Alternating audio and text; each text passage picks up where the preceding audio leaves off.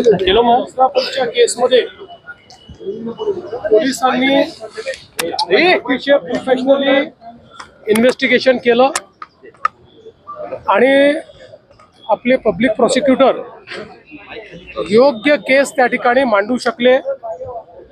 त्यामुळे सगळे जेवढे पुरावे दिले होते ते ग्राह्य धरून रेअरेस्ट ऑफ द रेअर केस आहे हे मान्य करून माननीय जज महोदयांनी दोषीला शिक्षा त्या ठिकाणी देण्याचा निर्णय घेतलेला आहे। शिक्षेच्या क्वांटमवर देखील त्या ठिकाणी जो काही जिरह करावी लागते ती झालेली आहे, आर्ग्युमेंट झालेला आहे आणि आता 29 तारखेला शिक्षेचं प्रोनाउन्समेंट होईल। प्रॉसिक्युशनच्या वतीने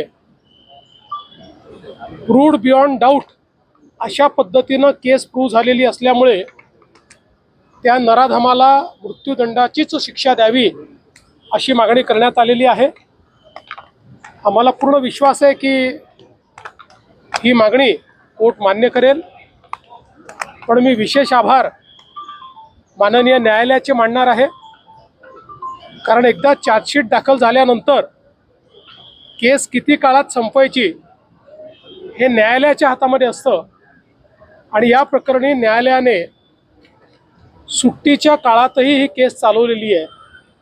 त्यामुळे घटनेचं गांभीर्य समजून घेऊन न्यायालयाने अतिशय वेगाने, कदाचित सर्वात रेकॉर्ड स्पीडने ही केस चाललेली आहे।